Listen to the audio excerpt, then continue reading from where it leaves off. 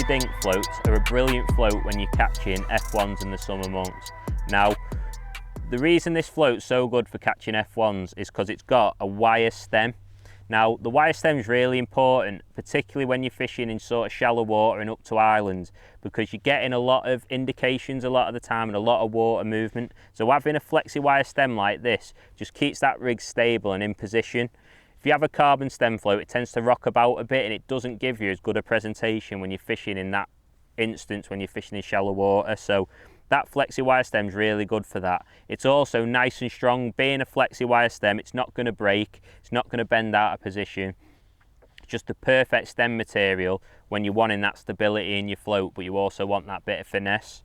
Now, it's also got a slim body, which is perfect for fishing for F1s. Most of our floats in the range are like this because it's just that all-round pattern, and it's got a 1.7mm bristle. The 1.7mm bristle just allows you to fish with a range of baits, anything from maggots up to bits of worms, pellets, stuff like that. But it's also not too thin that, again, when you're getting a lot of indications, it's going to drag under really quick and you're going to be striking at line bites.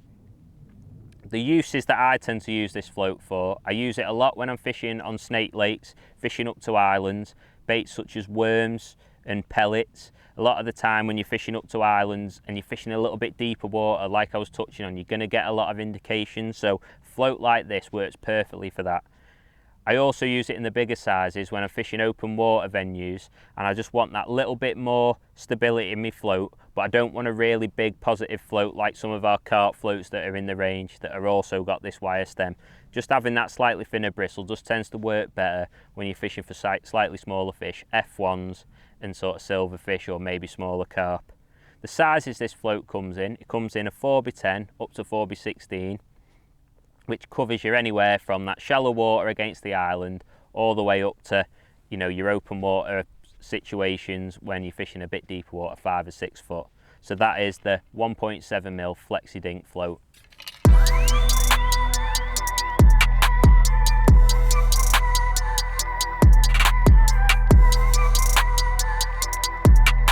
So the shotting pattern for the 1.7mm Flexi Dinks, very, very simple. This is a float, like I say, that I use in rough conditions and when I'm catching a lot of fish in the summer months, so real positive shotting patterns are key with this rig. Starting with the 4x10, which is the smallest size in the range, one that I tend to use when I'm fishing sort of 2 foot of water, fishing up to an island in good conditions. I just use a bulk. This is a bulk of number 11 Stotts. The reason I chose to use number 11 Stotts on this rig is because it just gives me, again, the option to string my shot out a little bit. It's not something that I do a lot, but there's just an odd circumstance where you feel like the fish are watching your bait through the water. So just using 11s on this rig when I'm fishing for F1s just allows me to space it out a little bit more. So that's 6 number 11s. Most of the time when I'm fishing with baits like pellets and worms, I just use a solid bulk and usually above a short hook length, normally 3 inches to show the bites up nice and quick. So that's the 4x10.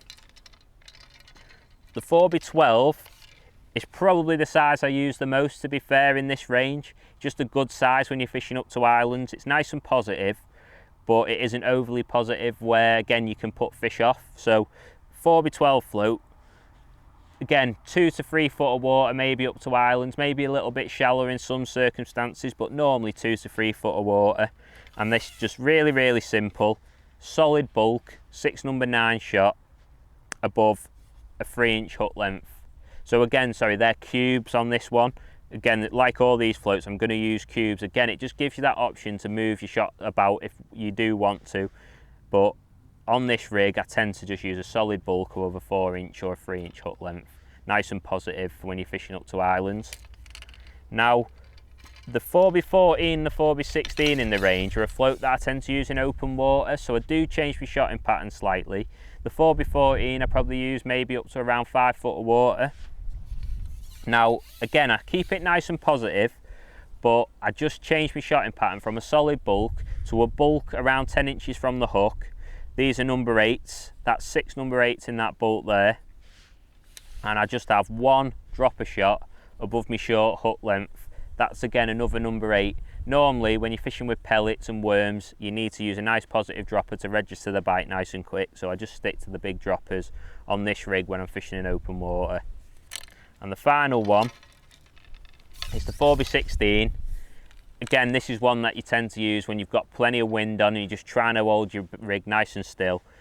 And this is just shotted again, nice and simply, with a bulk of 8 number 8s and 1 number 8 dropper. So a bulk about 10 inches from the hook again, and 1 dropper above a 3 or a 4 inch hook length. Really simple shotting pattern on this float. Really positive, but it's a positive float for catching a lot of F1s in the summer months.